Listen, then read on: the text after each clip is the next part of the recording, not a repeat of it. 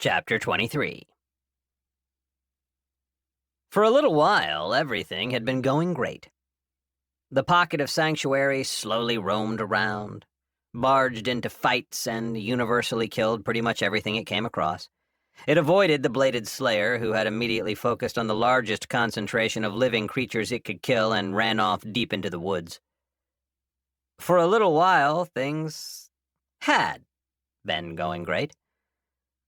The bugs were bugs, but their numbers were starting to get a little thin between the gremlins, the pocket of sanctuary, and the way all the different species of insects were fighting one another. The gremlins had just flat-out retreated. Ben could tell that they were still around, but they were keeping their distance. With the Quasar Soulstone in his utility pocket, he felt like a man walking down a crowded street with a diamond the size of a robin's egg in his pocket. It made him nervous to have something so powerful and valuable in his possession. No way the gremlins were going to leave. Not until there was no chance of recovering it. Instead, they had opted to stay out of range, out of sight. At least, that was what his paranoia was telling him. He didn't need evidence. After all, just because you're paranoid, it doesn't mean someone isn't out to get you. Ben took a deep, calming breath and made his way back to the group. The fantasy creatures were poking around the facsimile of Ben's old apartment, and Ben found he just didn't care about that one bit. The leprechaun had settled on wrapping an old towel around his waist and then doing his best to secure it. His best had turned out to be pretty fucking great, actually. He'd found an old sewing kit that he had stashed away somewhere and started experimenting with his utility pocket. First, he took the needle and thread and stored it away. Then he took the needle out and threaded it with the utility pocket, which was like super easy. After that, Ben started to get a little tricky about it. The first thing he tried was attaching a thread dispensing utility pocket to the eye of the needle, which worked perfectly. The needle's eye was obscured by a little utility pocket bubble that reacted to Ben's needs and fed out thread as he needed it. Then Ben realized that wasn't how sewing worked, and the thread dispenser ended up where it belonged, affixed to the first hole he made. Ben spent 20 minutes experimenting with the utility pocket and sewing his supplies. He acknowledged that it would probably be easier to sew by hand, but also acknowledged that sewing via spatial manipulation was much more manly and way cooler. Ben was becoming increasingly frustrated when the solution, as these kinds of solutions often did, came from the utility pocket itself. Ben was still undecided if the pocket did or did not have its own intellect, but it definitely seemed to come up with some pretty good ideas. He created a utility pocket unlike any he'd created before, one that was separated from his regular inventory.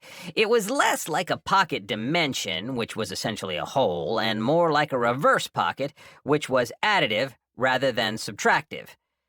To put it another way, rather than a hole in reality, Ben created a bubble. After that, Ben started getting really crafty. He ran the utility bubble over the two edges of the towel he wanted to sew together, and the edges vanished inside of the strange spatial anomaly. Once they were inside, Ben began to manipulate the needle and thread directly with his mind, moving them around with clumsy, untrained motions. That's when Frankie came over, hopped on top of Ben's head, and started to use their soul bond to help guide Ben's motions. It was a bit like how a golf instructor would correct someone's posture, or having a golf instructor take over your body and showing you exactly how it felt to swing the club correctly. It was admittedly much more like the second one than the first. Still, Ben made rapid progress, and sooner than he could believe, he'd sewn himself a simple bit of clothing. When he put it on, shimmying into it, he realized it was basically a skirt.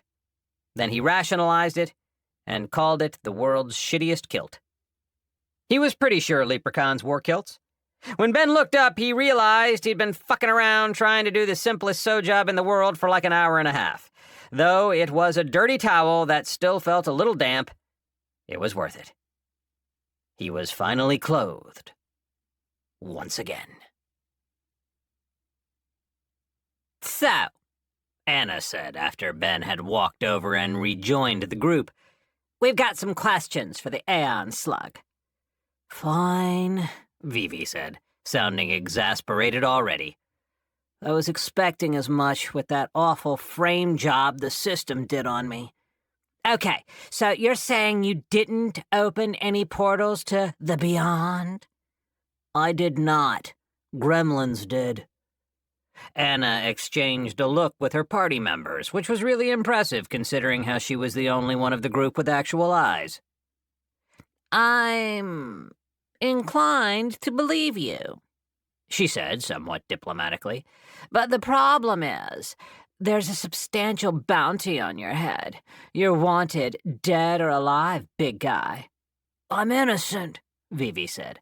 Well, that's why they don't just want you dead.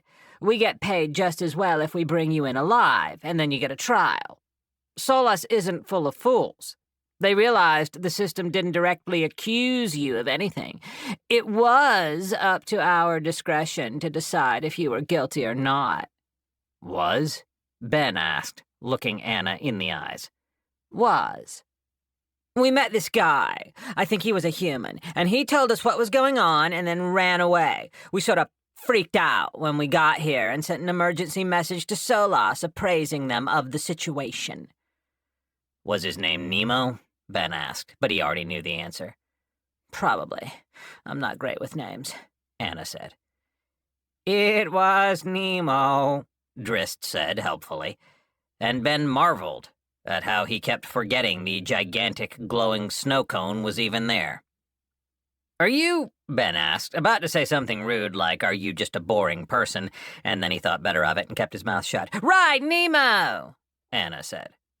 Well, we sent an emergency priority 1 message. Expensive, and basically you can expect a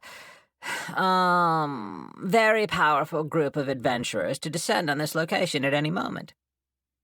This is good, isn't it? Red asked. They will kill the gremlins and take Vivi in for questioning. They are law enforcement, yes? No. 2 things are going to happen. 1, a suppression force is going to be immediately assembled from Solas's best to deal with the threat. That's the good part. Unfortunately, another group is going to show up as well. They're technically responsible for this entire quest. Well, this entire fuck-up now. Dryden's Poets. They're a silver rank adventuring team.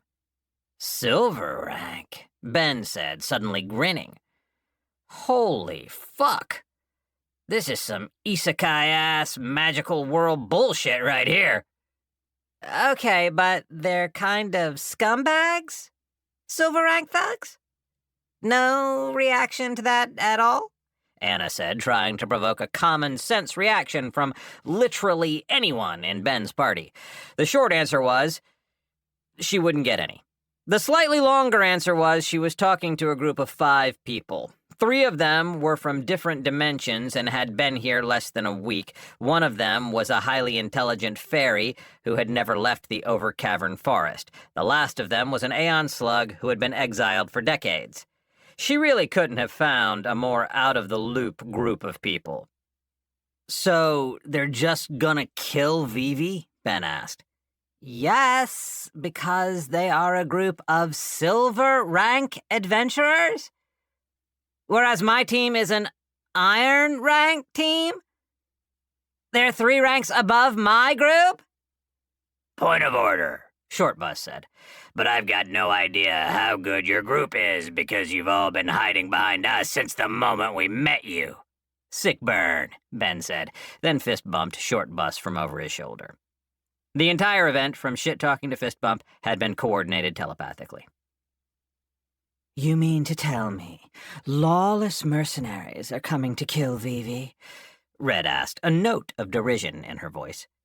Yes, 31, the cyborg said. Let them come. I will break their minds, banish the life from their bodies, and turn their corpses into crowns for my prince to wear, Red said, and Ben suppressed a blush. He also suppressed saying, holy shit, and having a conversation with her right there. Shortbus rolled his eyes in the first expression of irritation Ben had ever seen from the man-shark. How long? Ghost Ears asked, and Ben was grateful that someone was asking the important questions. Depends on how drunk they were when the message went out, Drist said, his body lighting up with every sound he made. It was sort of mesmerizing to look at. "Vivi, do you have anything to say about this?" Ben asked, looking over his shoulder at the Aeon slug, who was way taller than Ben now and appeared to be deep in thought. "No. Well, yes. I'm willing to stand trial, but I'm not willing to die. I'd just like to put that out there, and if anyone is going to get the bounty, it's going to be my team. I've done nothing wrong, and I've risked my life to protect reality itself tonight. I'm not ashamed of myself," Vivi said, his eyes practically shooting lasers as he bored his gaze into the faces of Anna's party. "And if any of you want to try and take me by force, I invite you to try, because I was just talking with Short Bus," Vivi said, and Short Bus waved helpfully. "And he's really disappointed he didn't get to use his Anima Blast ability." "I'm super disappointed," Short Bus repeated. Then he coordinated a fist bump with Vivi. It was a little gross because Vivi used his eyeball, lacking a fist, and there was a little wet sound when there was an impact. Ben thought their group shit-talking skill could still use some work, but there was a solid foundation for improvement. Short Bus was just all about the fist bumps right now. He was already trying to coordinate one with Ghost Ears. Ben coughed a little and made a cut-it-off motion, a stiff hand going briskly back and forth near the neck. Anna looked like she was having trouble with just about everything that was happening right now. She also looked like she wanted to take Vivi up on his offer for a fight, but then she looked over at Red, met the eyes of the Daughter of Chaos, and decided to keep hacking away at diplomacy. "So, I'm sensing a lot of fucking hostility right now," she said. Then noticed that Frankie was on top of Ben's head and that the little utility pocket elemental had once again done the "I'm watching you" gesture, "and I think that's... How about we start over? I'm Anna, an adventurer, and this is my team, Anna's coin purse. We adventure for money exclusively. Say hello, everyone, and introduce yourselves." It was painfully awkward, Ben felt, but it was so sincere that he had to let them at least try to reset relations to something more workable. "I'm BRX-031. The floating alien skull-shaped cyborg said, sounding out each letter, number, and dash of his name. "An adventurer. A rogue. I open locks, solve puzzles, and stab monsters where they would most like not to be stabbed." "I am Drist la la la," the higher music elemental said, and the la la la part of his name he sung. "An adventurer. I am a mage. I'm a brawler," Anna added. "Nice to meet you all," Ben said, suppressing a sigh and the urge to start messing with his face with his hands. "I'm Ben. These are my friends. What do you want from us?" Drist answered. "We'd like to escort your party out of the Overcavern Forest and bring you to the safety of Solas. From there, we would like to turn Vivi in so he can stand trial and prove his innocence. If you all cooperate, we will testify as much, and it will help his case immensely. There is no future where Vivi is not hunted unless he turns himself in. This is your best chance of getting out of this mess." "And the silver rank team?" Ben asked. "We'll deal with them," Anna said. "I'm pretty sure they're going to try and kill us as well. Don't ask, it's a long story. But suffice to say, I think this entire mission was a setup." Question. "Are they going to deal with the gremlins?" Ben asked, and Red nodded like she had been about to ask the same question. "I suspect they will put forth a token effort," Drist said. "Dryden is not known for being particularly conscientious when it comes to doing a job correctly. Lately, he's been much worse." "Those gremlins must be destroyed," Red growled.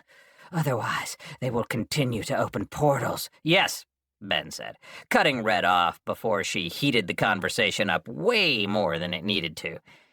"And plus, Vivi issued some sort of quest about it. The quest, if I'm not mistaken. We're going to die if we don't track down and kill the Elder Gremlins." "You issued the quest?"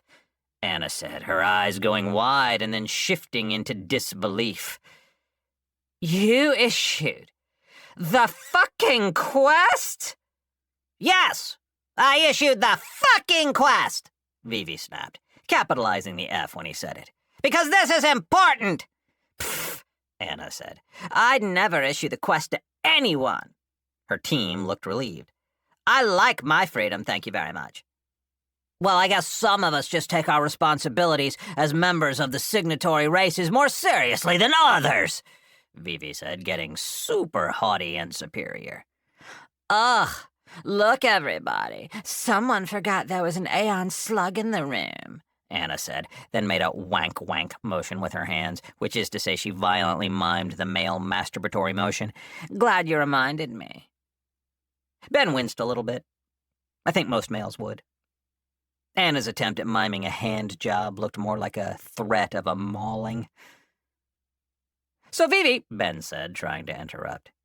Issuing the quest was the only way, Vivi said, and Ben sighed because, of course, Vivi was ready to fight about this.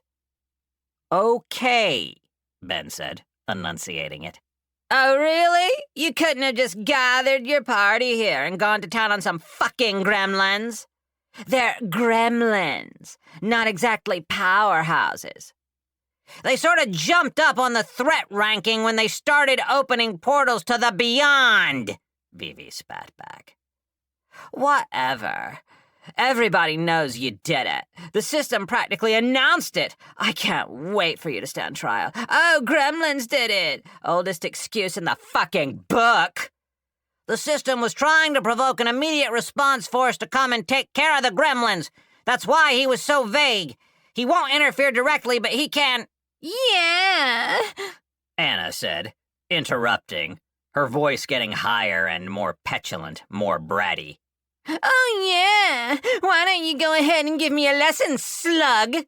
Yeah, it's not like my parents didn't drill this shit into my head. Oh, wait, they did. Funny. But nobody knows as much as Aeon slugs, right? Oh, look, I'm just a dumbass sunlet. So Ben said, and Ghost Ears flew over and patted him on the shoulder, his face in a tight line, shaking his head. Ghost Ears had a look like, nuh-uh, and just let them go at it.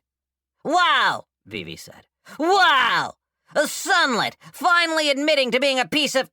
So, I'm going to just put a stop to this right now, Ben said, his crown going from cold to shimmering hot in a moment. He felt the metal groan and heard it make those sounds electric stovetop burners do sometimes when they get turned on.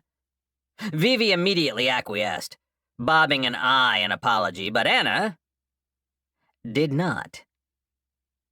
What? She said, suddenly moving like there was a weight on her. Holy fuck, what is going on? I'm asking you to table this argument, Ben said, his small leprechaun hand steepled and his chin lightly resting on his fingertips. He wasn't even looking at Anna. His eyes were on the portal. You can't, she said, then realized he can. I'm resistant to... Then realized she wasn't resistant enough. She looked at Vivi, opened her mouth, then shut it. Then she gritted her teeth and, civilly, I might add, said a single phrase. Radiant soul? She asked, and her tone wasn't very civil. That's his secret to share, Vivi said, in a calm, mysterious tone of voice that absolutely drove Anna up the wall in irritation. Ben felt his crown getting hotter and hotter. It was starting to pop and ping as the metal got brighter, expanding against his skin just so slightly. Ben glanced up and could just barely catch the edge of its light.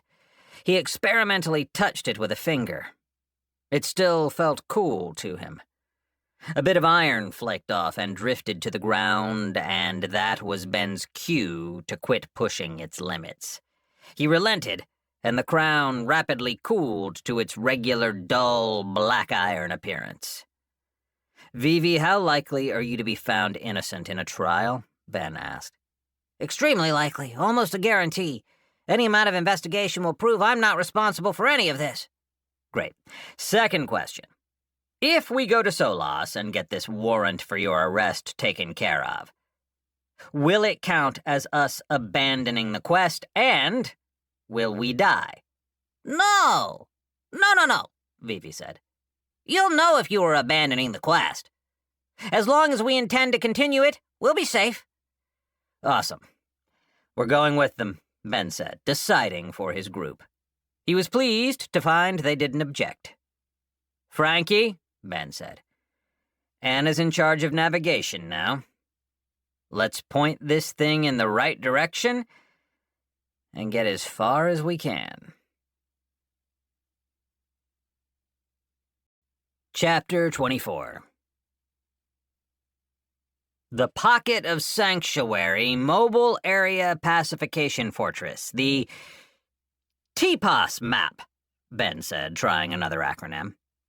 "I could really get used to this," Anna said, sitting on the recreation of Ben's couch and watching their extremely comfortable and safe progress through some of the most notoriously difficult terrain around Solas. "How about the roaming eradication deity, the Red?" Red said, smiling and playing the game Ben had invented. "How about the super heavy action response killer, the Shark?" Shortbus said, and Ben's whole group groaned. The game was to come up with acronyms for the Pocket of Sanctuary because POS wasn't a great one. "I propose the Light Armorless Defensive. Lady. I want to make it spell out lady," Ghost Ear said, then shrugged. "I like lady," Ben said, thinking about it.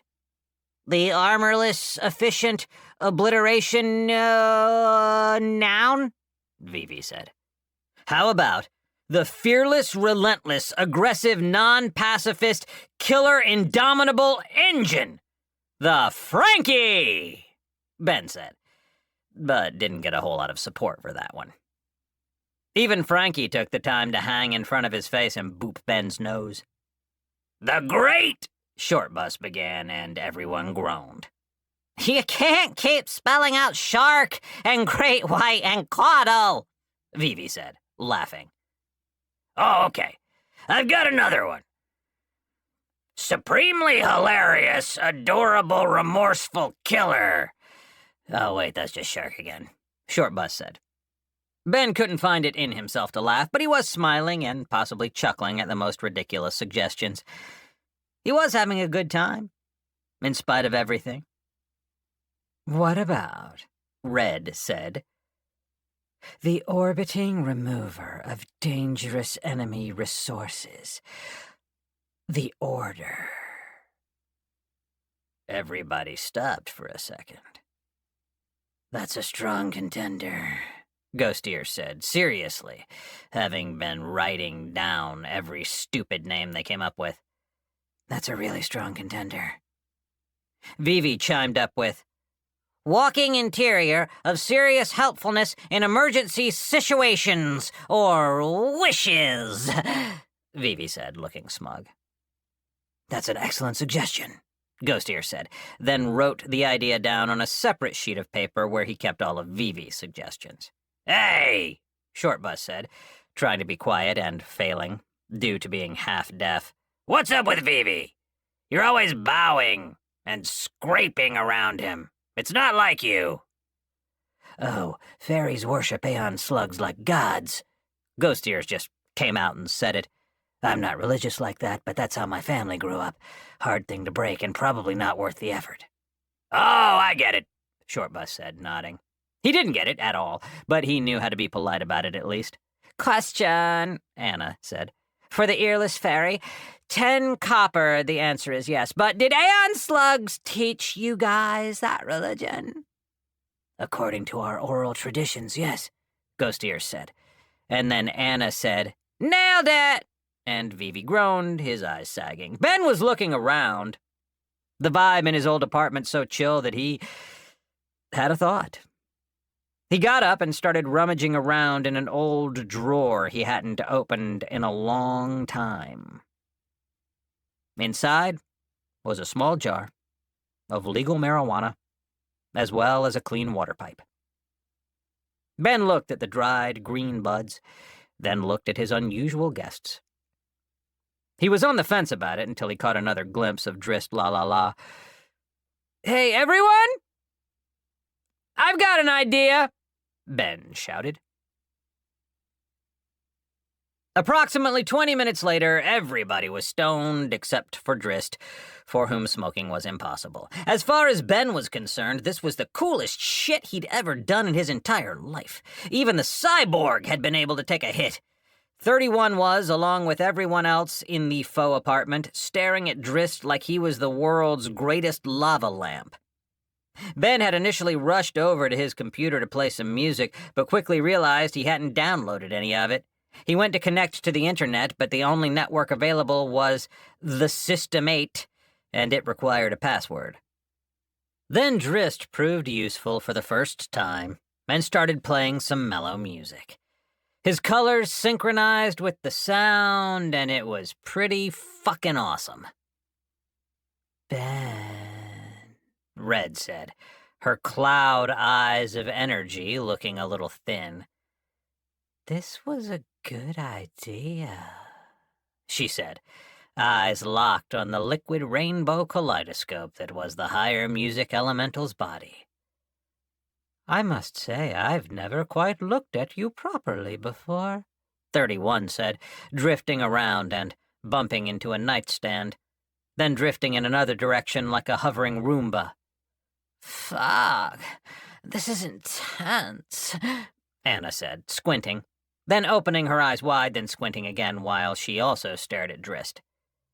This stuff is a weed? Like it grows everywhere on your home planet? Basically, Ben said, watching a splotch of cream-colored yellow as it drifted around the white liquid light of Drist. Earth sounds awesome, she said, nodding her head. Oh man, Earth sounds so fucking awesome. It was pretty great, Ben said. No monsters, well, we had some pretty nasty animals, but they weren't monsters. The worst thing we had were these big, violent fish that swam around the ocean and attacked beachgoers. Shortbus never took his eyes off of Drist. He seemed the most mesmerized out of any of them. He had incorrectly assumed that his massive size meant he needed a massive hit. He had been wrong, and didn't even register what Ben said. You guys are all right, Anna said. Frankie portaled his way into Red's arms. Good timing, because the Beyonder was starting to freak out and see demons. She started to stroke Frankie unconsciously, which helped her calm down. In her defense, she'd been fighting actual demons for a very long time. I think existing is all right, Red said, blinking her strange eyes several times and then looking away from Drist for the first time in what felt like forever and turning to Ben. She smiled, and the joy she conveyed was almost painful to behold. It was pure and new to her, like everything was pure and new to her. Yeah, Ben said. It's pretty great, all right. Chapter 25. It was, in many ways, Ben reflected, like he was on a road trip. The pocket of sanctuary, still sadly unacronymed, roamed along at a steady if slow pace. Ben had thought it would be super cool if they could just teleport around with it, like how it had shown up for them in the battle. Simply put, it was expensive and locked onto Ben's location. Teleportation wasn't an option for them. There were about 5 hours of the skill remaining, and everybody had taken a nap. When Ben had woken up and seen all the aliens and fantasy creatures roaming around in proximity to his old apartment's furniture, he crossed out the old entry for most surreal shit I've ever seen and replaced it with the current scene. Then, because everything electronic was working for some reason, Ben got up, went to his kitchen, and started to brew up a cup of coffee. A big cup of coffee, with milk and honey in it. It smelled like home, and Ben was ready to take a sip Frankie stole the mug and dumped the coffee out. It's to Frankie's immense credit that Ben wasn't even mad, because if it was anyone else, he would have been over the top pissed off. The utility pocket elemental started wiggling and waving his arms and legs around, trying to convey a message in a manner that was impossible to decipher. "What's that?" Ben said. "I shouldn't drink the coffee?" More wiggling and indecipherable gestures. "Wait, all of this stuff is going to vanish when the pocket of sanctuary does?" Frankie did a little thing where he swelled himself up, then rapidly contracted, leaving himself covered in pits and lumps. "Oh, you mean all the fluids and solids I drank that became a part of me would vanish, leaving me full of holes?" Ben asked. "Shit, thanks, man. Good save." Frankie nodded, and then portaled himself away. "Hey," Ben called out. "Don't eat or drink anything in here. It'll all vanish when the skill ends, including if it's a part of your body. It'll just vanish right out of your cells, which sounds pretty bad." Shortbus stood up immediately. "Excuse me," he said, then ran outside the pocket of sanctuary into the over-cavern forest and began to vomit noisily. Several minutes later, he returned. "I just don't get it," Shortbus said, wiping his mouth with a towel and then throwing it across the pocket of sanctuary where it landed with the rest of the dirty laundry. "I'm doing this whole quest thing to avenge Betsy, bless her," he said, a faraway look in his eyes. "But it sounds like there's more going on here. What's really so bad about what the gremlins are doing?" "From what I understand," Ben said, "what's bad is that they're pulling things at random out of the beyond, and they could accidentally pull something out of it that could end reality or something." Vivi slid his way over from where he'd been excitedly talking to Red, having overheard the conversation. "Correct," he said. "What they are doing is extremely reckless and dangerous. They're opening portals for the express purpose of causing wanton destruction, tearing open holes in reality to tear open holes in reality, rather than to accomplish anything useful. Plus, they're pulling over the actual beings themselves rather than mana constructs which are controlled by the being." "Oh, I see," Ben said. "While vastly more powerful than mana constructs, what they are doing is dangerous. The sort of thing only high summoners attempt. I myself am capable of it, as I'm a genius and a prodigy, but without a familiar and some very specific names, it's not something I can safely or legally attempt." "Right," Ben said, but then Vivi kept talking. "Plus, their methods are atrociously inefficient. They don't have bonded familiars. They don't have properly made summoning circles. They probably haven't even heard of a binding spell," Vivi said, laughing, then kept talking. "A real summoner could have gotten over 10 times as many creatures through their primitive beyond gates. It's actually extremely interesting what they did, however. Their methods run counter to most modern summoning theories, and I would know. I mean, I've studied them all. Just for academic interest," he said, suddenly, realizing he wasn't making himself sound good. "Because summoning is bad, and it's wrong." Vivi coughed and extracted himself from the conversation. In the distance, Red had been listening and had a thoughtful look on her face. Ben and Shortbus gave each other a look and didn't say anything. From the other side of the room, Anna's party started to move closer. "Excuse me," Drist said, floating over to Shortbus while talking. "But while you were out there, did you happen to see anything interesting?" "No," Shortbus said, pointedly looking away from the elemental's mesmerizing form. He seemed to be, for the first time in Ben's memory at least, embarrassed. "It's just," Drist continued, now floating over to the general direction of the bulk of both groups, "I find myself wondering if this is the route of maximum profit, simply heading back to Solas with all haste." "I heard the word profit," Anna said. "I also heard the word profit," Ben repeated, and the two of them shared a look. And then Ben looked away, because the crystal girl, woman, was still naked, and also really good-looking.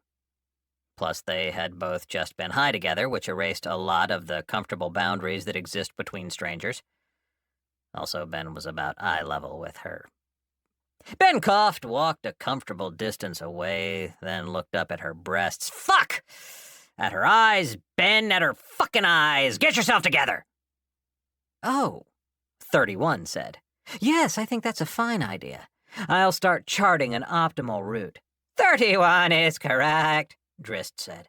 I believe the best use of our travel would be to visit some locations which are normally inhospitable, and which also contain objects and materials which are valued due to the difficulty which one must be subjected to in order to obtain them.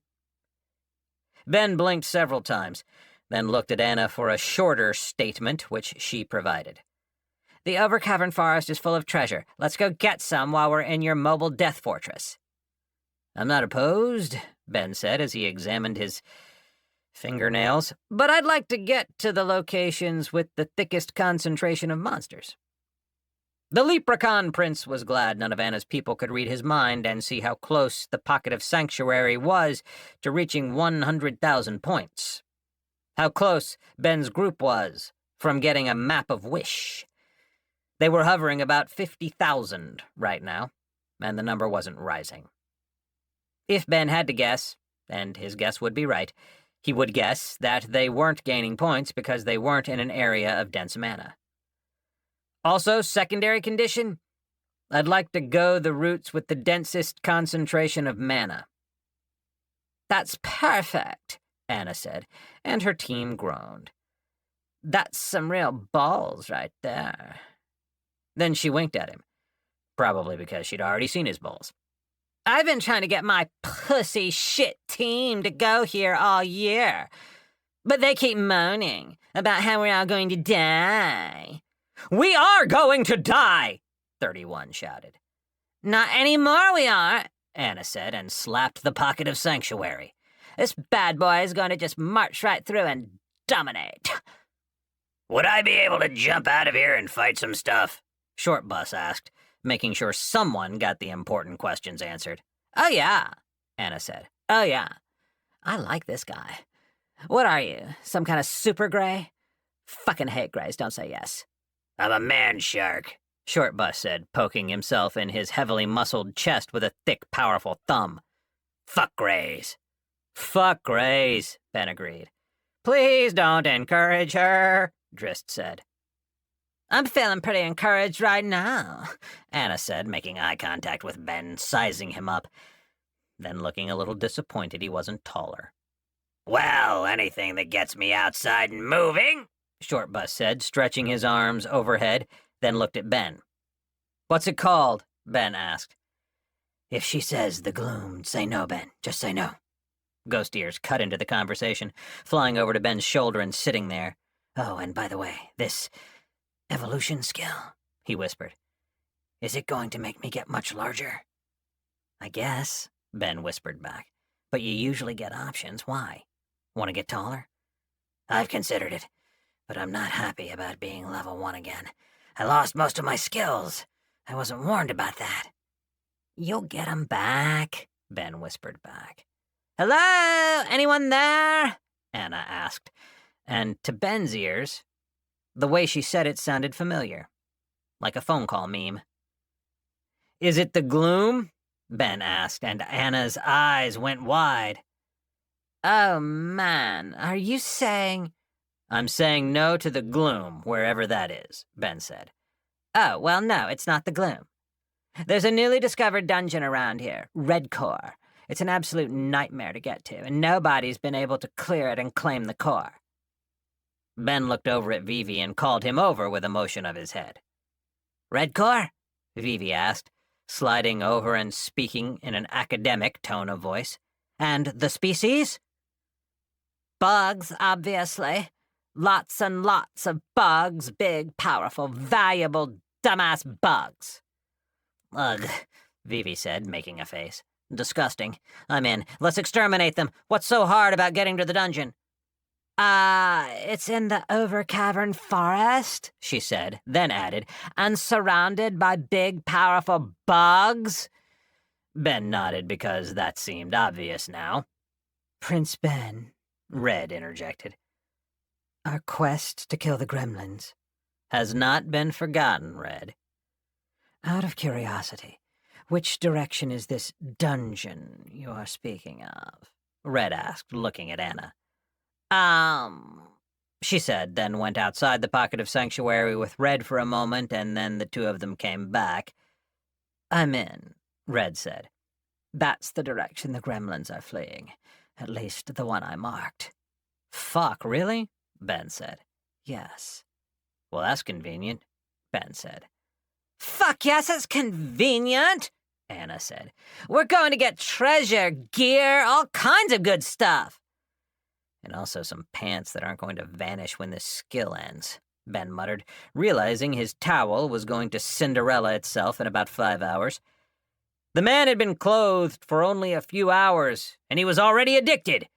His royal presence is the only thing he needs to garb himself with. Ben blinked a couple of times, the oddest sensation having run through his brain. It was as though, just for a moment, his skill, the prince needs no clothes, had revealed itself as an autonomous intelligence living in his mind and shared its opinion with him. Vivi, I have a question for you about skills eventually, but first let's put it to a vote, Ben said, and his crown grew cold for a moment, and he felt himself grow weaker. Fucking class bullshit, Ben said, but committed to taking a vote anyways. All in favor of taking a detour to this, what's it called? The pestilent hive of horror, Anna said, sounding excited. Ugh, to the pestilent hive of horror. Raise your hands. Anna, Shortbus, and Vivi raised their hands. Then, when Ghost Ear saw Vivi had voted yes, he raised his hand as well. Red felt left out, so she raised her hand too. All opposed? Ben asked. Then Drist and 31 raised their hands. I'm not confident at all in this plan, 31 said. I'm opposed. We could be ambushed in the middle of an unknown and dangerous dungeon, Drist said. You'll notice, Prince Ben, Anna said, adding air quotes around Prince, that my boys back there don't have a testicle between them. You didn't vote, what says you? We won't even have to leave this amazing fucking fortress. We'll be able to just march through the dungeon, no problem, and claim the treasure. No worrying about traps, no worrying about monsters, just pure profit. In response, Ben pulled himself up, squared his shoulders, straightened his back, planted his feet firmly on the ground, and, with all the royal presence one can muster while wearing a shitty cast-iron crown and a literal dirty towel, proclaimed, "We will go forth and conquer the pestilent hive of horror." His crown grew hot, and he felt two things happen. First, power. Pure power flooded his body. He felt very strong, and his crown groaned and visibly twisted from the energy that surged through it, turning light orange, brightening to white. Second, he felt a sword of Damocles, not literally but metaphorically, hanging over his head. Through the subtle and intricate mechanisms of his class, he understood that if he succeeded, if he made good on his proclamation, he would keep the power he just gained. If he failed, the power would be lost, and he would be permanently weakened, and his class would downgrade. Royalty gambles with power and authority. His class spoke softly, powerfully, to his very soul. Nobody else noticed this, except Frankie, who was a part of Ben's soul, and Frankie had already accepted the whispers of the prince class as a fact of life. "Fuck!" Anna said, taking a step back like she'd just been hit by an unexpected blast of wind. Drist and 31 both visibly reacted in similar ways. Red watched them with a curious expression and turned her eyes, but not her head, to look questioningly at Ghost Ears. The movement of her eyes was starkly contrasted with the complete lack of body movement to accompany it, and not for the first or last time, Ben kind of got the heebie-jeebies from being around her. "Ghost Ears," she said, her voice always possessing an exterior of raw emotion, like she could cry at any moment, though she seemed unlikely to cry, ever, for anybody. Just one of those voices. Yes?" the true elf fairy answered, and it was clear from the brief startled expression on his face that Red also possessed a bit of a fright factor for him as well. Why were we not affected as they were? I don't know, Ghost Ears admitted, looking from Anna's group to their own. He examined his own being and noticed he felt strong, energetic, powerful. Red, dearest, Vivi said, sliding over to her and positioning his body so he was close. In that moment, Ghost Ears and Ben both realized nobody in their group ever got within arm's reach of Red, except for Vivi. Red turned her head along with her eyes to look at Vivi.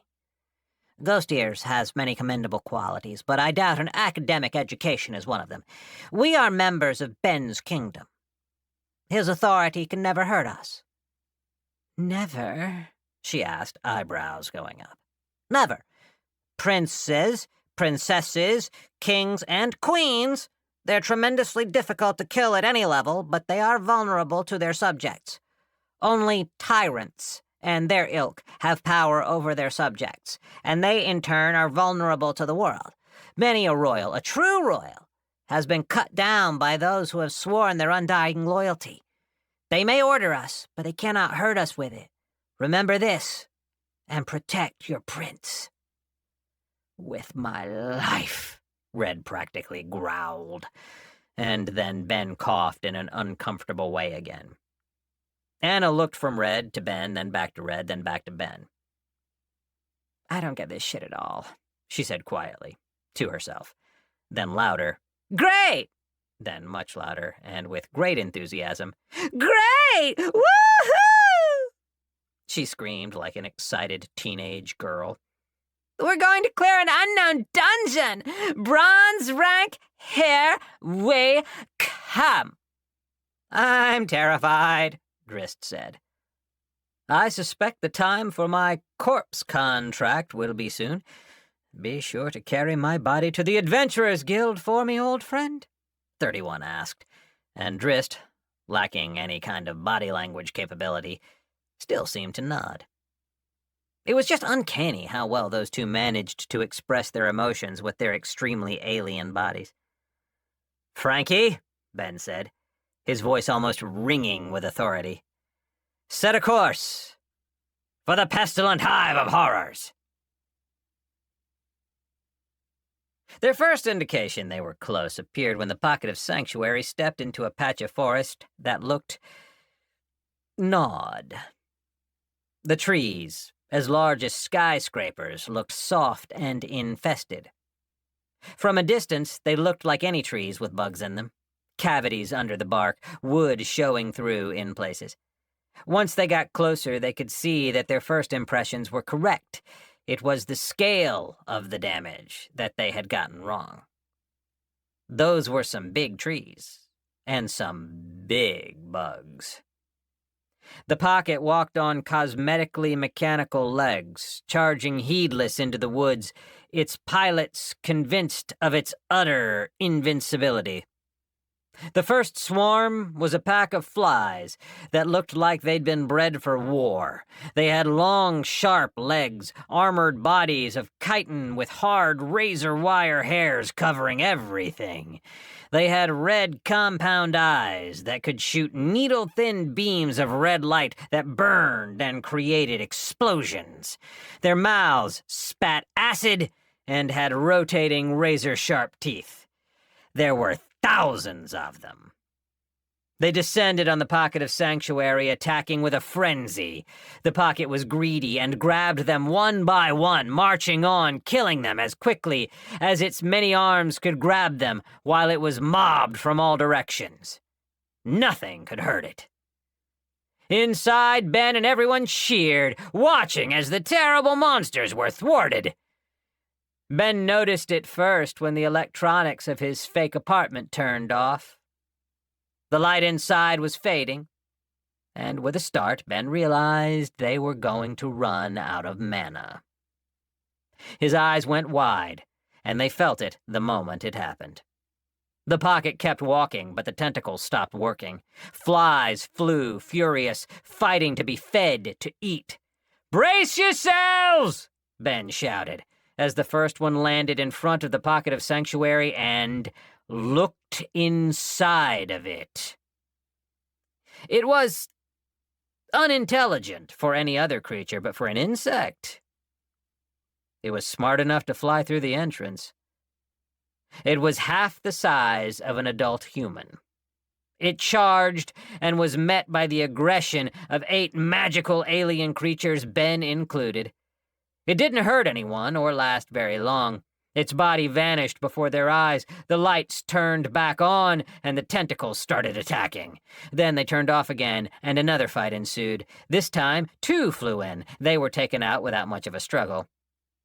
The reprieve they received was brief, only marginally longer than the first. The warflies were stupid as fuck when compared to pretty much anything, but they weren't so stupid that they couldn't recognize a basic pattern. The next time the pocket of sanctuary shut down, the warflies swarmed. Chapter 26. A Citadel-class monster. Of all the terrible things the system had done, Citadel-class monsters were not the worst, but they were some of the most dreaded. They were easy to kill, and that was about the extent of the good news. Inside the pestilent hive of horrors, a humanoid fly with long wings that dragged behind it like a cape walked. He was utterly monstrous to look upon. The word humanoid had never been stretched so far as to include this thing. Around it, a symphony of activity buzzed. Insects of many kinds worked together in an unnatural fashion, fabricating the dungeon around them and performing basic city-building tasks. It was alien. The Citadel was all biological and biological byproducts. Its color palette included radioactive green, near black purple, bright pulsing red, browns, and blacks. The pestilent hive of horrors was not a dungeon any longer. Not since the humanoid fly, with wings that trailed like a cape and a crown on its head, had entered that place. Anything could have killed it, and it's a shame nothing did, because the moment it found the dungeon core, it was game over. Citadel monsters are incomplete. Killing one in the wild, out in the open, is considered a great cause for celebration. Such people are called heroes and are treated as such for the rest of their lives, given a special respect and title. Out in the wild, it's easy to kill one. But then they find a dungeon core, and that's when the problems really begin. They are the only known beings able to dominate a dungeon core and force it to do their bidding. With that power, they build unto themselves great and terrible citadels that grow and grow, that build armies and send forth wave after wave of invasion forces, consuming everything around them. From them, monsters gain all the powers of civilization, and it is a terrible thing to behold. In the pestilent hive of horrors, such a being walked. A humanoid fly who couldn't fly, but walked upright, and had a crown on his head and a scepter of chitin in his clawed, ugly insect hands. He was building a city of nightmares and spawning a brood of true horror. His termites would bring the forest down. His worms would consume the underground. His flies would blot out the skies. His beetles would scour the ground of everything living.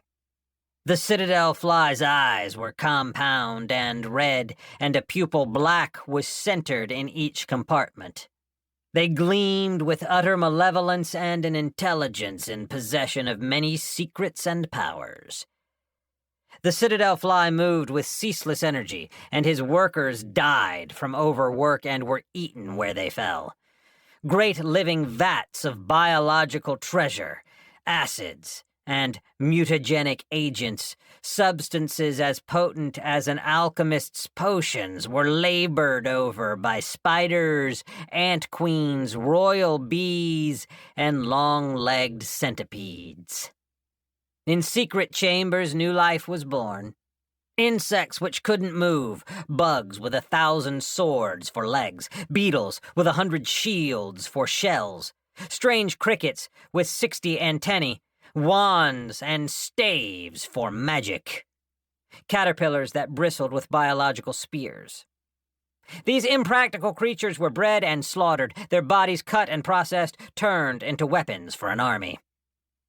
Underground, millions of larvae writhed and squirmed over one another, 1,000 feet deep of wriggling white flesh. They ate what was thrown to them, and ate each other, and cruel-eyed spiders sprayed them with mutagens, shaping them into what they needed to be for the hive. The sound of that place would taint your ears. The sight of slick, dry chitin by the tons would sear your eyes.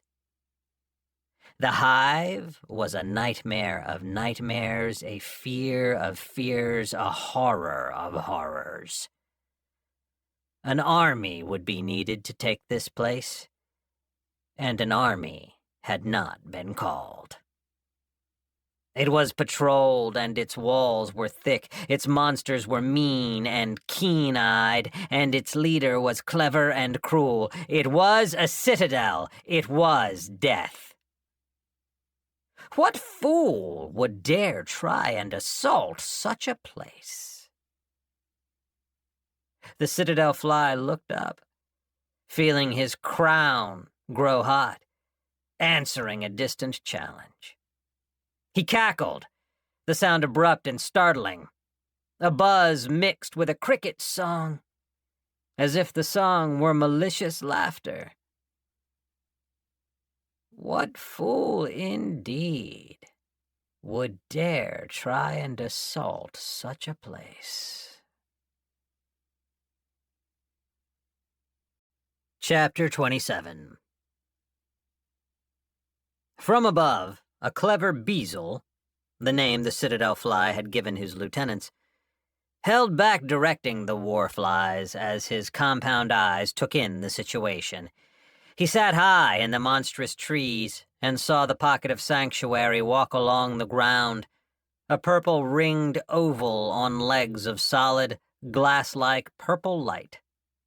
It moved at a steady pace, a hole in reality from which hundreds of insects never emerged. It watched, sitting comfortably, counting the seconds before the deadly purple tentacles activated again. He'd seen the pattern on display and repeated openly, as if its occupants didn't see any need to. Be cautious. The elite monster buzzed his wings in a gesture of irritation, then sent out a signal. The warflies retreated, and the Beazle flew back to the Citadel hive to report what he'd seen. Inside the pocket of sanctuary, they were having to spend points just to stay alive, and spend them faster than they gained them. 500 points for a full restoration, which healed their wounds, rejuvenated their bodies, and filled their mana pools. 500 points when a warfly was worth 30, and the group needed healing after every fight. A fight could be a dozen or more of the enormous insects, cramming themselves in one after another whenever the pocket's defenses went down from being overused. The bugs were vicious monsters. Melee attacks against their razor-sharp bodies inevitably resulted in the attacker sustaining injuries. Their eyes shot thousands of lasers, which individually weren't much of a threat, but if they were allowed to converge, could be deadly. Ben and Vivi had both already sustained fatal injuries 6 times, alive by virtue of Frankie's incredible skill with purchasing perks. Vivi was too stationary, and his body was a large, soft target. The Aeon Slug had the highest kill count of the group, but also the highest injury rate.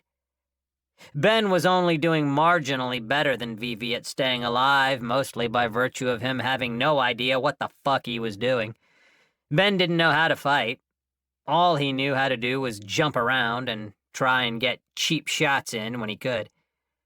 Short Bus had nearly been taken out twice, his body suffering from the explosion of a warfly's laser before they'd learned to be terrified of it. He had it the worst of all of them, suffering lacerations with every attack.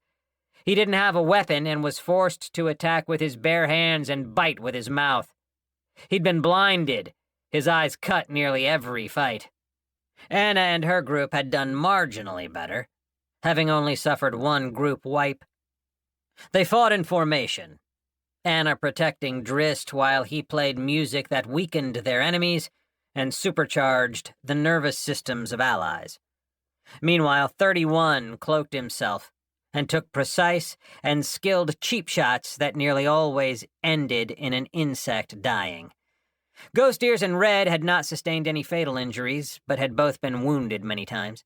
Ghost Ears, because he was nimble and had been fighting in the Overcavern forest against giant insects his whole life.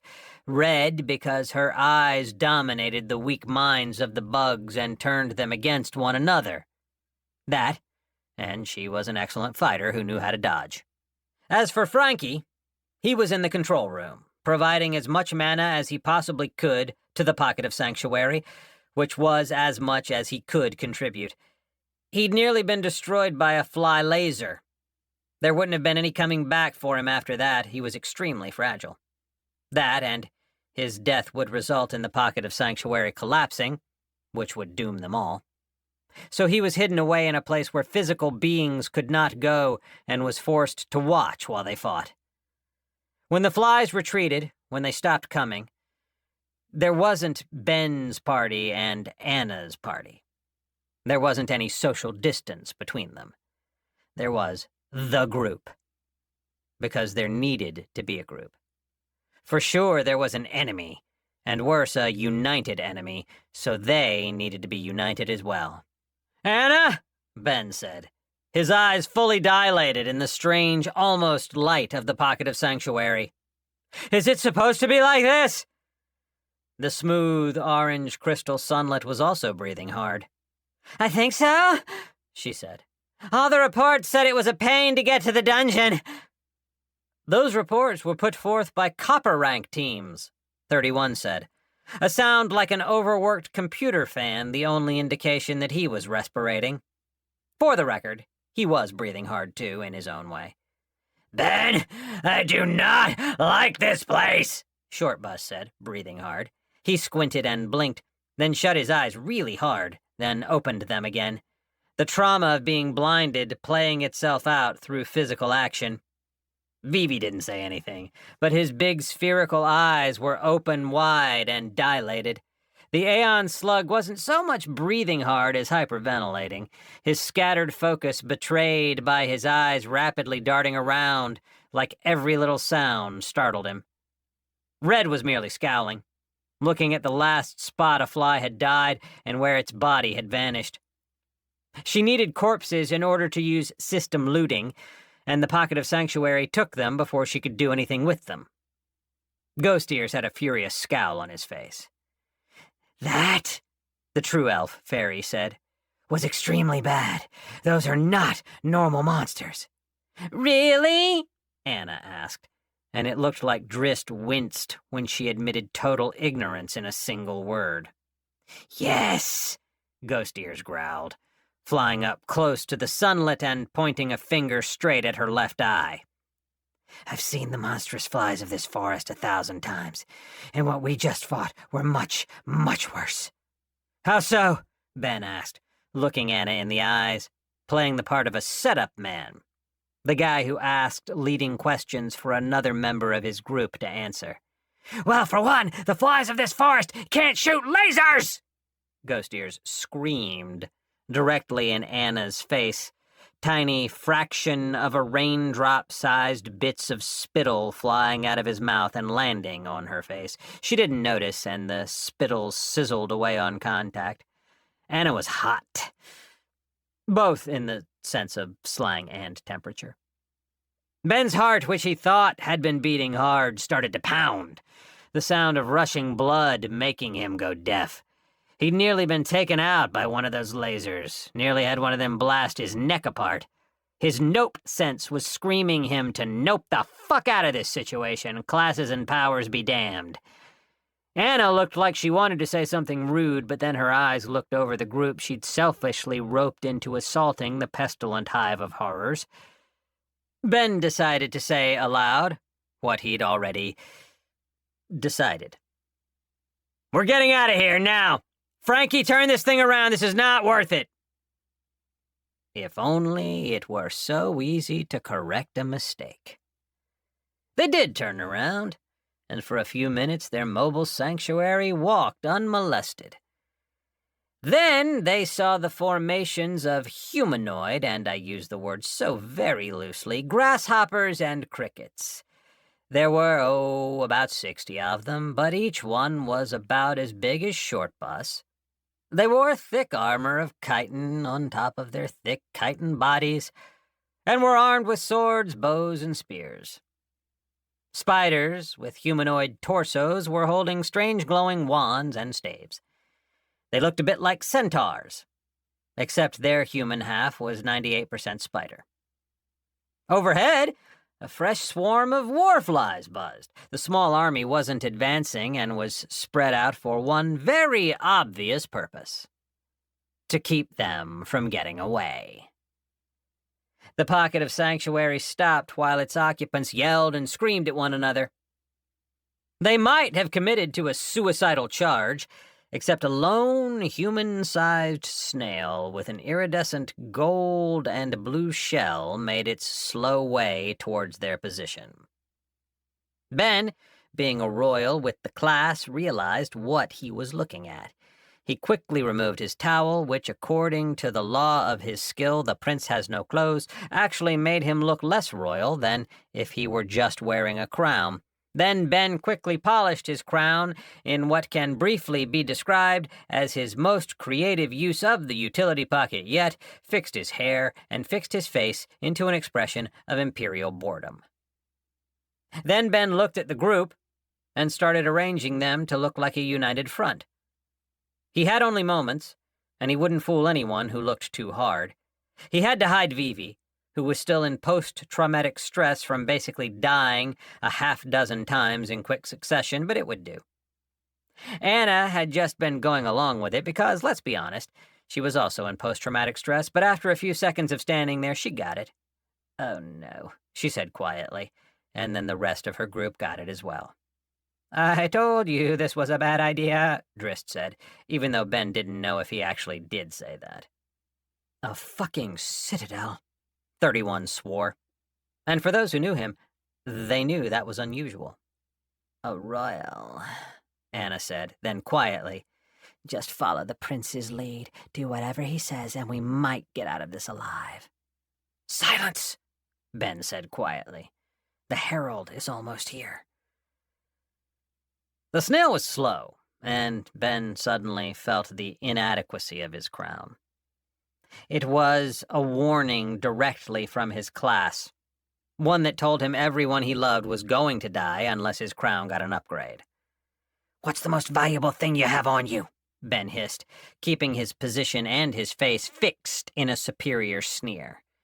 "Fuck," Anna said, then reached into a very small pocket dimension. Ben was surprised by both his ability to sense the interior size and quality of her inventory and the fact that she pulled out a fucking smartphone. What?" Ben said, his eyebrows fighting so hard to rise, and his royal willpower trying so hard to keep them composed. "Fuck you. This thing cost me my entire savings," Anna whispered back. "Slime, you actually bought a plus perk?" Vivi said, revealing that the cure for trauma, for him at least, was the opportunity to feel superior to someone. "It's worth it," Anna snapped back. And it's worth noting that everybody was frozen in their prearranged positions and talking out of the side of their mouths without looking at one another. "How could you possibly afford the payment plan?" Vivi asked, but Ben silenced him with a burst of power from his crown, took the smartphone with his utility pouch, and then affixed it to the front of his crown. In the same place a regular crown might have a big gemstone or an artistic representation of the royal's power. Ben had a smartphone, which the system had called the smartest phone, which was one of the plus perks granted to humanity, glued to a shitty black iron ring. He'd used the wispy white strands that protected the entrance of the lair of the Aeon Slug dungeon. It attached to the first two things it touched and formed a smooth rubber cement-type bond.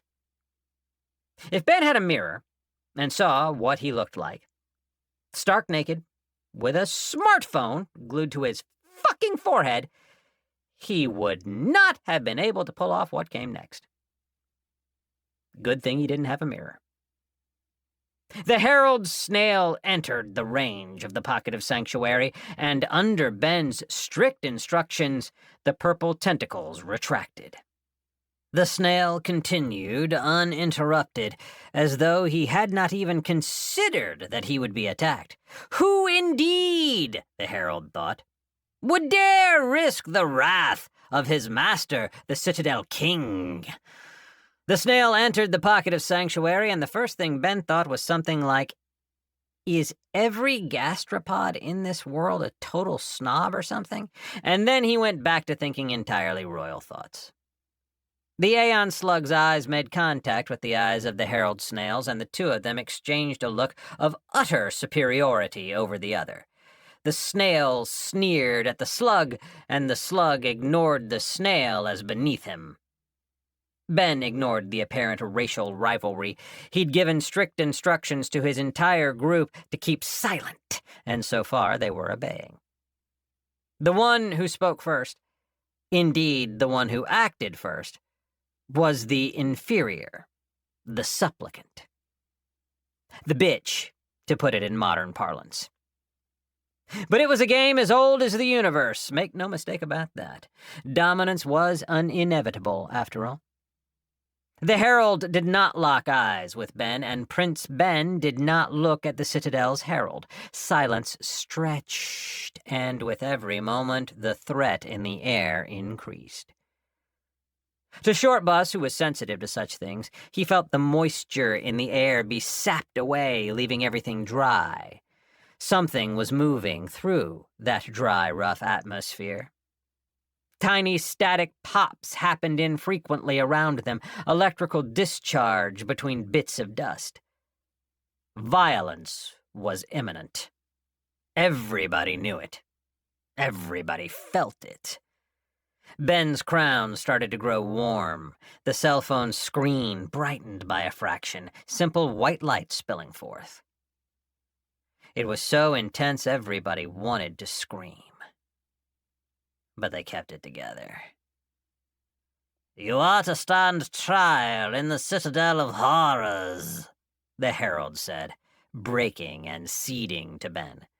"Should you refuse, you will be killed like the naked slugs you are," he said, then turned around and left. The group was frozen in place. Then the entrance to the pocket of sanctuary fogged over, and their rigid postures melted like powdered snow blasted by the fire of a propane weed burner. They fell, every one of them, and began breathing hard like they'd just exerted themselves. "Oh, man!" Shortbus said, holding his head and taking in deep, powerful breaths. "That was intense. This has just been a horrible idea all around. I'm never listening to Anna again." Chapter 28. Smartphones were all the rage these days. Especially in the capital cities. Oh, yes, especially in the capital cities. To understand this, it's important to understand a little bit about the signatory races. More specifically, the system newsletter and reports that they all regularly received.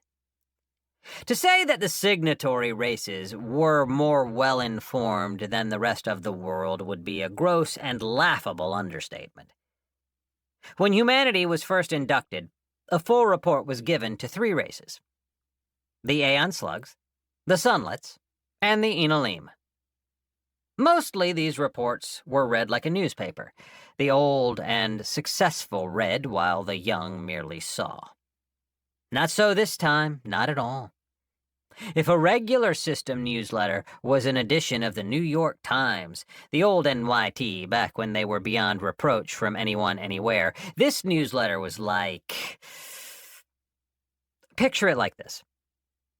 Back in the 80s, when the first good video games started to come out, the absolute classics that made the youth of the world go completely nuts. Back in the day, when the first gaming magazine was published, and every young person on the planet wanted a copy. Something had captured the imaginations of the young and the hip humans. They began to drink in our culture, to immerse themselves in our ways of speaking, to adopt our styles of clothing, to study our social norms and emulate them. It had happened before, nervous old Aeon Slugs said. Gruff older Sunlets scoffed. Certain and wise Enalim stated. It had happened before. It even happened often. A new race would be brought into the world, and for a little while everybody would be interested, and then things would go back to normal. The fact that they had to reassure one another should have been the red flag they reacted to, but they were in denial. It happened all the time. And sure, it was rather big this time around, but it would pass.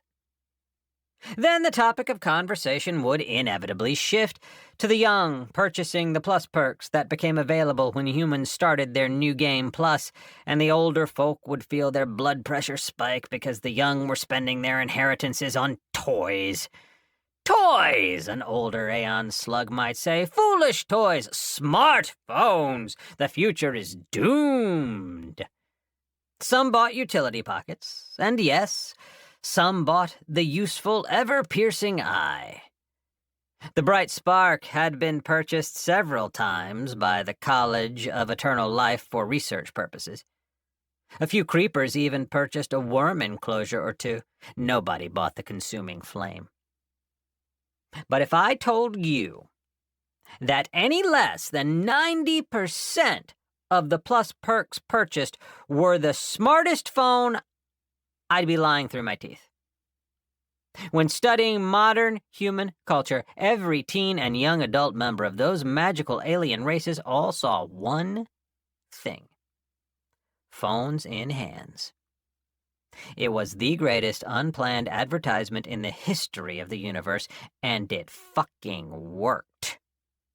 The system hadn't planned for it. He hadn't even considered it. He'd created the smartest phone because he wanted to include something familiar to modern humans, and he thought a cosmic gun was a stupid idea. He thought it would be funny. He'd been laughing when he made it. Who would pick a cell phone? A lot of people. Fuck. So many fucking people picked the phone, it's goddamn insane. The system remembered a particular introduction of a human girl aged 16. She had been completely freaked out, totally withdrawn, and basically catatonic.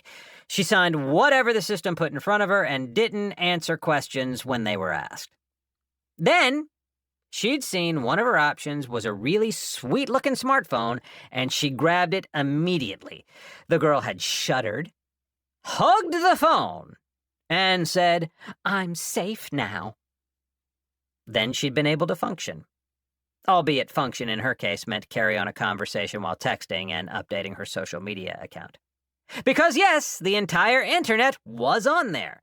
Because yes, all the apps were on there. Because yes, the phone was magic and could call any other smartest phone in the world on the System 8 network. The phone had so many functions it was nuts. But it wasn't free.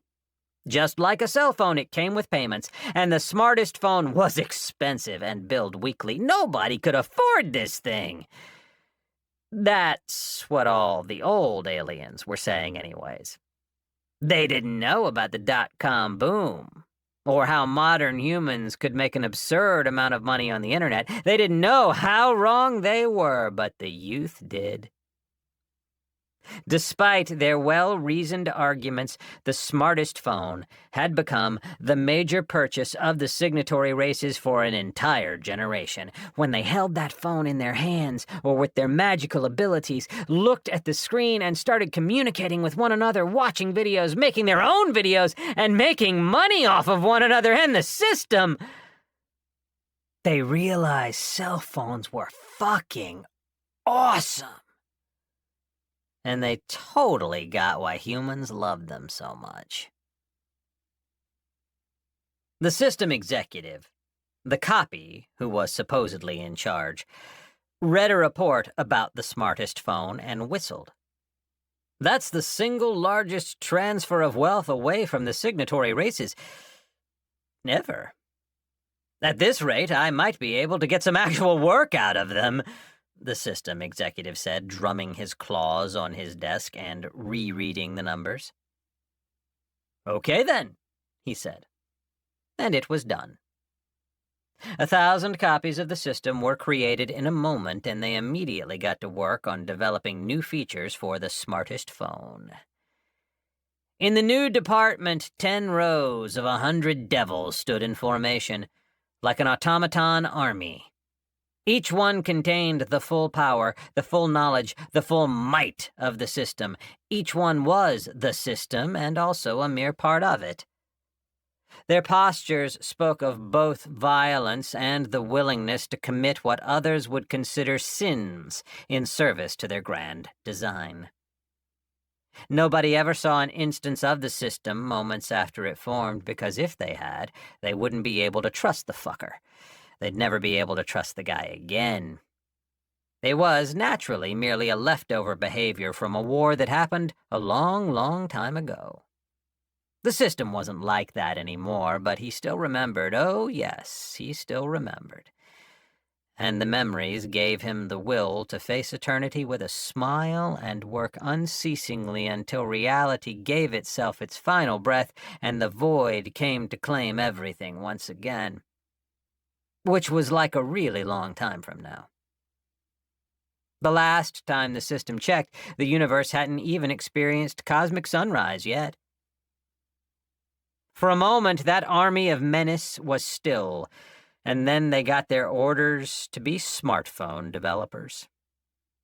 They relaxed and started chatting to one another about app development and user retention. One of them started handing out Hawaiian print shirts. Another got to work on making sandals sized and shaped for goat hooves, an improbable task, but the system accomplished it. Meme posters went up all around their new office space. Both memes from Earth and the new ones that the system had been sharing amongst itself. Yes, Ben's "I've been turned into a fairy" face did make it up on that wall. They started playing games like Flappy Bird and trying to get the highest scores.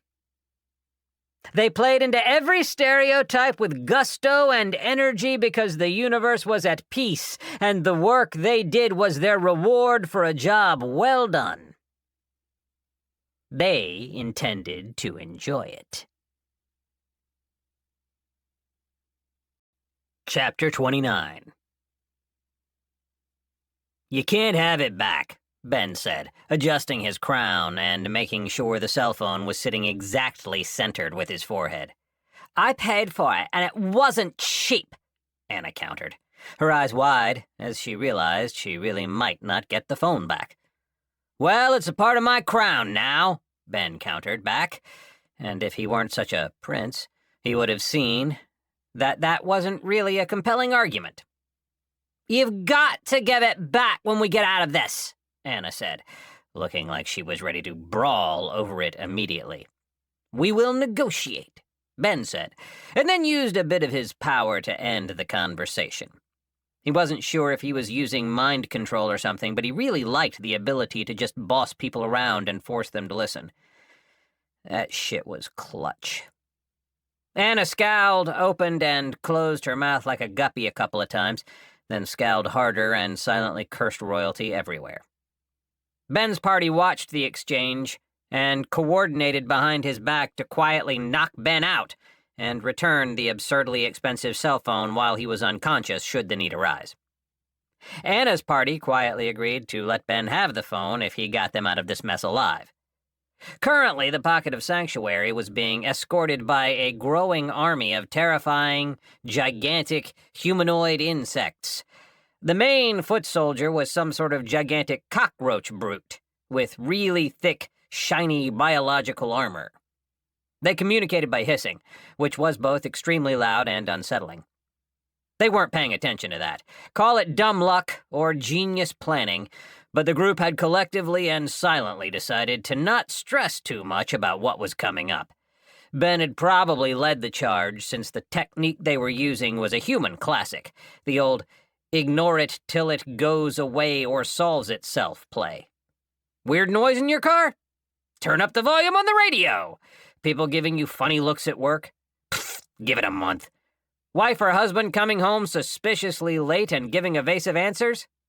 Ignore it! In the above situations, this is a terrible technique.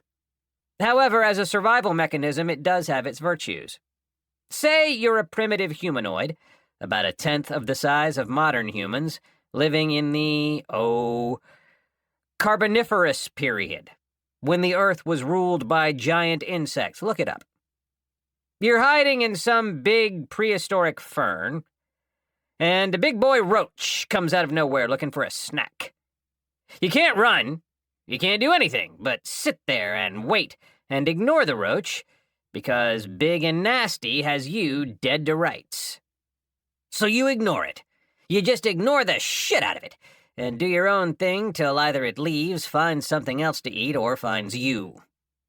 Ben was thinking about this from the safety of the Pocket of Sanctuary, which had only 3 hours left before it expired, ignore that shit too, and realized it was actually a suboptimal plan. What he needed was something a little more active. Ben went over to his computer and sat down. It was such a familiar thing for him to do that he immediately clicked on the Brave browser, because he valued privacy and speed from an internet browser, and then tried to fix his Wi-Fi. Then Ben remembered, everything that was going on and scowled. Then he brightened, because he had a cell phone glued to his head. Well, not because of that, but because... Anna, do you have the password for the System 8 internet? Ben asked.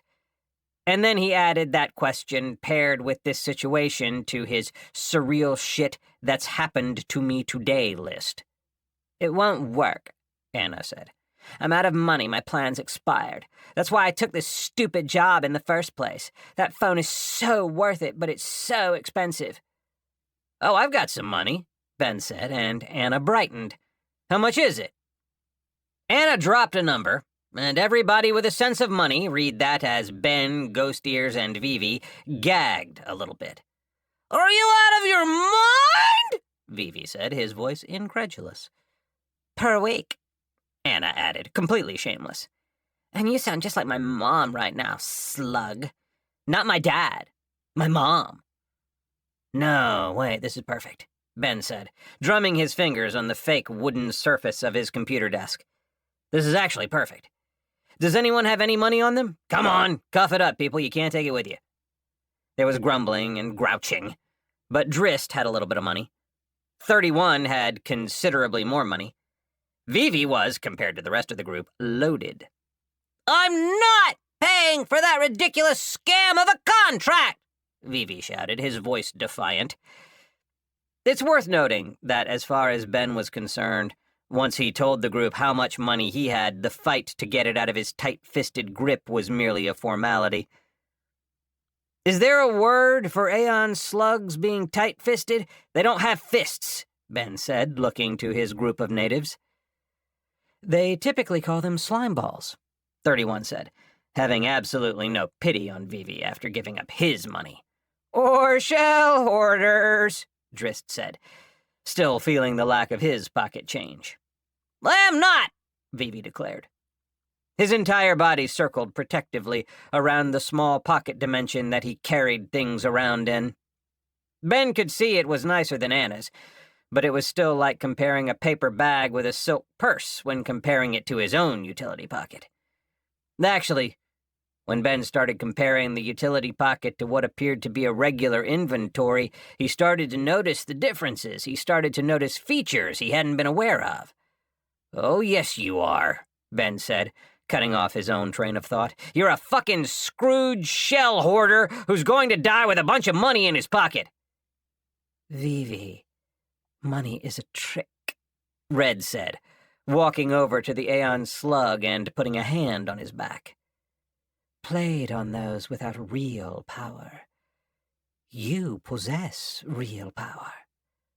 Therefore, money is meaningless to you."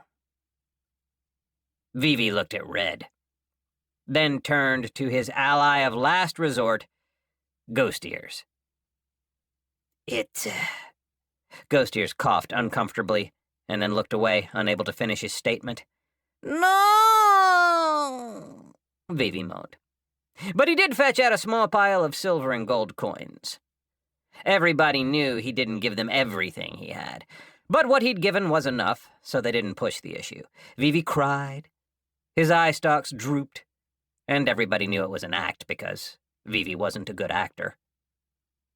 As it turned out, money worked way differently in the world than it did pretty much anywhere else.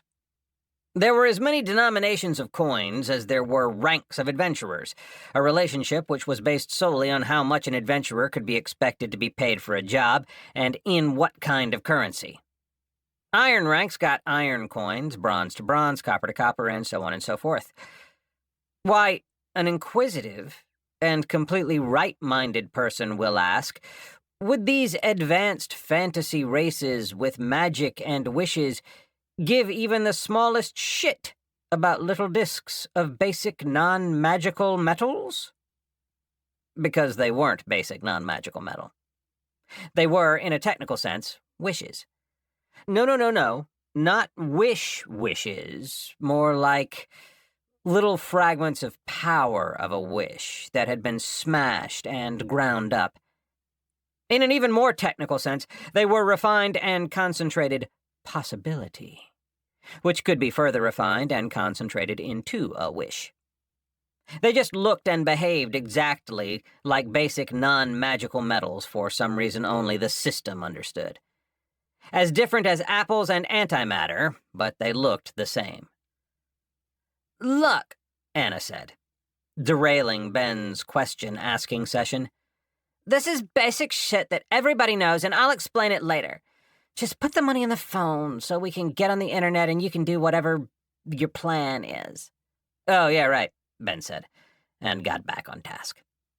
His crown craft skill, which had survived his recent evolution, was truly magic because it allowed him to remove the smartest phone from its position of glued-on prominence freely.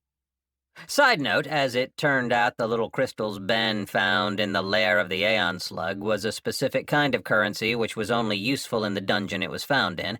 Ben rolled his eyes and didn't give a shit because he didn't have any of that money left anyways.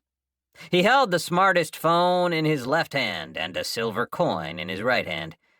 When he brought the coin to the side of the phone, a coin slot formed, like a vending machine or a payphone. Ben inserted the money, and the screen flashed, showing him how much more he needed to put in before it unlocked. It was everything they had, including Vivi's secret stash of money he really didn't want to give up. All they were left with were a few pitiful scratched-up iron coins, which Vivi took back, still crying his miser tears. The phone's screen turned white, then started its boot-up sequence, which was cinematic, to say the least. Ben squinted his eyes and had to look away because of how bright and flashy it was. Unfortunately, his ears didn't have the same ability and were forced to endure the loudest heavenly choir he'd ever heard. It culminated in a voice that whispered in awe, the system. And then the home screen appeared. Ben nodded his head and waited for all the inevitable beeps and notifications to sound. When the smartest phone was done booting, Ben started swiping through menus and settings. Hey! Hey! How are you doing that? What are you doing? Anna said, her orange crystal face suddenly hovering over Ben's shoulder. Whoa! You know how to use this thing? Tell me, oh my God, I'm going to be so popular! In response, Ben rolled his eyes and set the phone up to be a mobile hotspot, then hooked his computer up to the internet. Oh my God, Ben whispered to himself as he reattached the phone to his crown, which shouldn't have been possible due to the physical properties of everything involved, but it still happened. Crown lore. Ben's new skill synergized extremely well with crown craft, giving him a level of control he hadn't known before. He felt relief when his homepage opened up and he was able to get to Google, like a guy with a problem getting his fix after an extended period of abstinence. It was probably exactly like that, physiologically speaking, and modern society had a major fucking problem, but that wasn't relevant anymore. Look at that. Humanity ignored away the problem of internet addiction. It worked! Woo-hoo! Ben basked in the glory of the internet for exactly 2.5 seconds, then closed Google and went to YouTube. From there, he searched his liked videos and scrolled down the list. No, Ben said, a no leaving his lip every time he saw something that wouldn't work. Anna was over his shoulder, her eyes drinking in Ben's behavior, starting to understand how the internet actually worked, rather than how the youth of the signatory races thought it worked. So that's what that little button is for, she said, a frown of concentration on her face. Actually, I'm being unfair, because Drist and 31 were also over Ben's shoulder watching with a similar level of interest. 31 was actually recording everything for future review. And to be fair to them, Ben's whole group was also over his shoulder watching, albeit with less understanding but with similar levels of interest. Then Ben found the video he was looking for and suppressed an urge to think what he was about to do was really, really fucking dumb. Ironically, being completely naked and wearing a crown with a smartphone glued to it really helped Ben feel less stupid about his idea. It was like, man, how much dumber can I look, honestly? So I'm a little confused, Ben said while browsing, talking to Anna without looking at her. Because humanity has only been here for about 3 days, and you guys are already really on top of this internet stuff. What gives? The first human arrived here 3 months ago, Anna said absently, her crystal eyes drinking in Ben's advanced knowledge of using YouTube. Yep, Ben thought. This is really happening. Ghost Ears and Vivi both shared a look, and Ghost Ears mouthed, 3 days, shock and disbelief written on his face. You work fast, Drist said, sounding impressed. You must be a genius of some kind among your people to have accomplished as much as you have in such a short amount of time. Anna was the only one who picked up on the note of sarcasm in Drist's voice. Ben paused, caught off guard. 3 months, he said, then moved on. No, not a genius. I'm like barely above average for a human.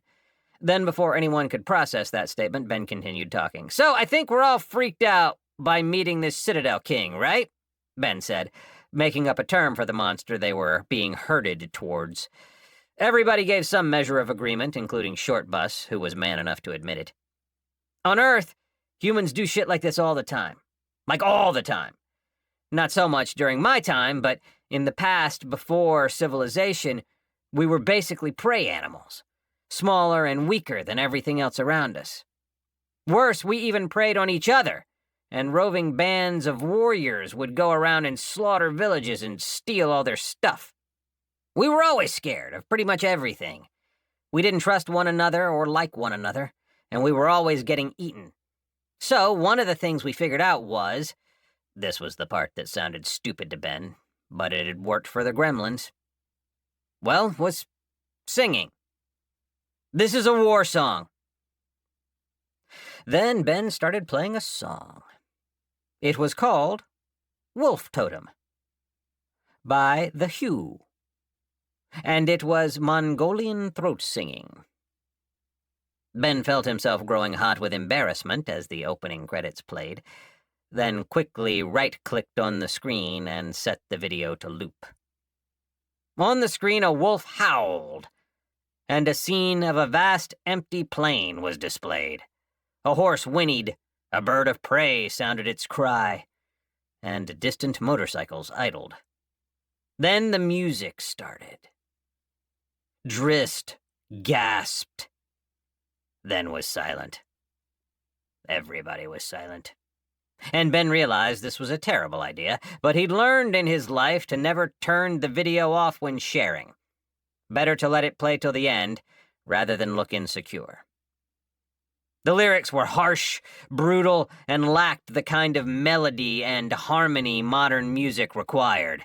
It was a chant turned to melody, a song meant to be sung in a group.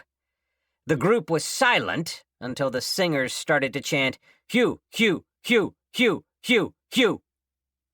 And then Ben heard it. A deep voice coming from an enormous body.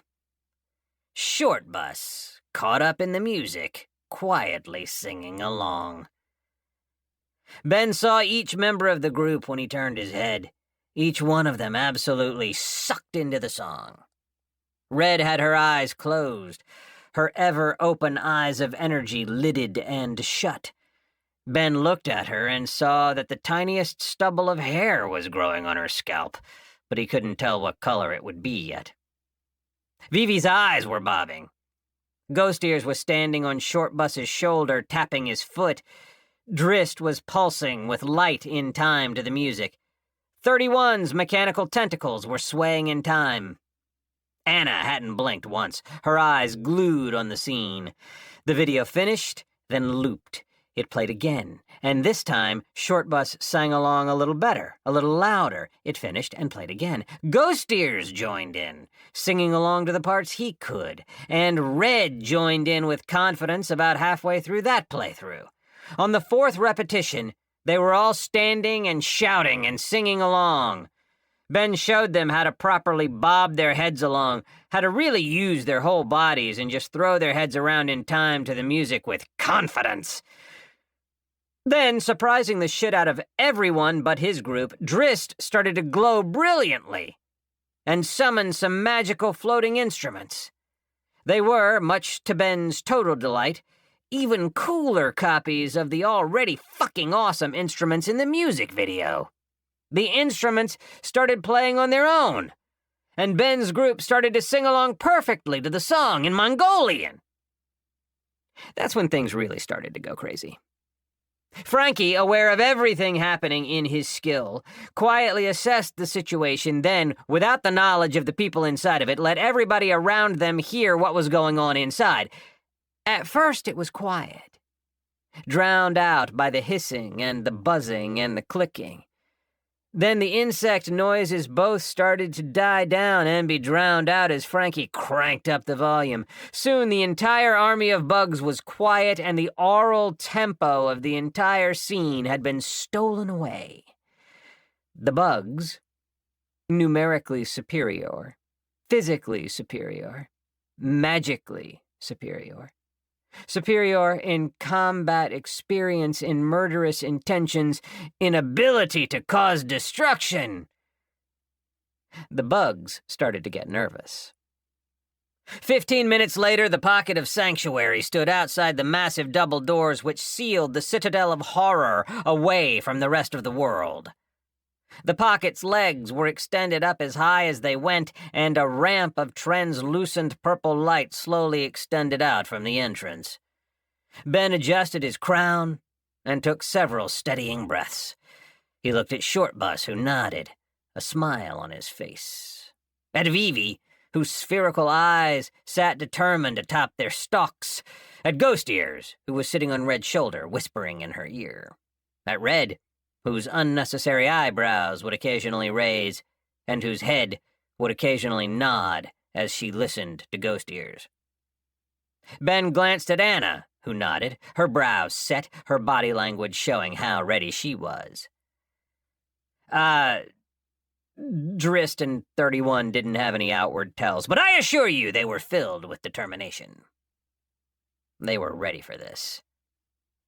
"We're ready for this," Ben said, and led the way by walking down the purple ramp. Ben sat in his jail cell, completely naked and without his crown, Ghost Ears standing in front of him still in all his clothes. The height difference between the two was that of adult and child, rather than adult and insect. Ben's head hung low, and his body was covered in sweat. He was also glowing, hyper-vivid, in an almost CGI-like way, and a little bit transparent. He gave off a light that seemed to pass through solid matter instead of bouncing off it. Somehow, it illuminated everything in a faintly rainbow glow. "Fuck," Ben said, then kicked the ground. "At least now I know what magical does." Chapter 30. Aldous Devine was bored out of his impressive space elf skull. 3 months, as humans measured them, had come and gone. Time which the humans had not experienced, and the system was back online and serving the Empire. It had been a rough 2 weeks, with massive rebellion, invasions, and a brief interruption of the supply chain for essential mind-altering chemicals. That had been a terrible hardship for his people. The troubles were resolved now, and his people had already created a 2-week-long holiday of mourning so that they would never forget those exactly 1.5 days that they were completely sober. Aldous Devine was always sober these days, and he hated it. But he couldn't bring himself to take a drink, or a smoke, or an injection, or a full bath immersion, or a visual manipulation, or a psychic infestation. It was so bad, even the thought of taking over some slave's body and using it to death didn't appeal to him. And that shit was his favorite way to party. So those who knew him knew something was terribly wrong. He was sipping a glass of water, unflavored, not even fizzy. It was clear water, no colors or visual stimuli. It was quiet water, no sounds had been imprinted into it. The water did not move in any interesting or unnatural ways. The water had not been granted sentience and wasn't begging for its life either. It was just water, and he was drinking it. If he wasn't president for life, and if he hadn't been executing literally everyone who came to bother him lately, someone would have suggested he see a space elf psychologist. Side note to literally everyone, do not seek a space elf psychologist. You will regret it and end up a crackhead. Aldous Devine sighed, a little pout on his face, his chin resting on the heel of his palm as he leaned on the arm of his outrageous throne. It's not even worth describing. Just imagine the single most gaudy thing you can, and then keep going till you feel physically nauseous. The man, though he wasn't a man, was bored. He felt cheated. Because usually, right about now, a president for life would be amusing themselves by learning all about humanity and how to destroy them in new, creative ways. It was, in many ways, the perfect analog for space elf love. They know not about ye. They know not about thy obsession. They know not about thy plans, that thou art the source of their misery. They know not, but thou dost, and that is the best part. Love. It was a famous poem. Every space elf knew it and dreamed of the day they hated someone enough to love them. To death. Aldous had been denied the chance to experience that love, and instead he'd had to skip right to the end, like a man in a hurry at a party with a prostitute. He sipped his water, wincing in the way a lightweight winced at drinking distilled grain alcohol straight from the bottle. He looked to be in a bad way, I'll admit it, I'll be fair. If someone didn't know who he was, what he'd done, why he'd done it, what kind of person he was, how unlikely he was to ever change his ways, they might have wanted to give the guy a hug. He would have accepted the hug and killed the hugger once he felt more like himself, but still. It brought him back to his days before politics, when he would just sit around all day, and Aldous brightened up, straightening in his outrageous throne, a smile on his face. "Well, there's an idea," he said to himself, then sent a quick message to his media czar to confirm that he, Aldous, wasn't about to experience disappointment, and that the media czar wasn't about to be executed for disappointing the president for life. Surprise, surprise, but the Tsar did not disappoint Aldous Devine. The space elf rubbed his hands in glee, feeling a bit of his youth suffuse his blood. Note to self, order some kid blood and get a full transfusion. Where was he? Oh, right. Aldous clapped his hands, and the throne room around him faded away. His mind was transported to something which was like virtual reality, but which was not virtual reality. It was the next step of VR, which was entirely psychic in nature and very real. As it turned out, the next technological leap after computing was using computers to optimize the biological brain and then ditching the computers because they had a tendency to randomly come to life and rebel, which was suboptimal. Aldous briefly chuckled as his superior brain played him a parade of hilarious civilization collapses the space elves had witnessed where AI had trapped the entire population in VR. That one was a classic. Sometimes the games were quite good as well, and were still played by the space elves, albeit not in the way the creators intended or wanted. The horrors that could be inflicted on a trapped virtual consciousness were limitless. Limitless. This was not VR, as I said.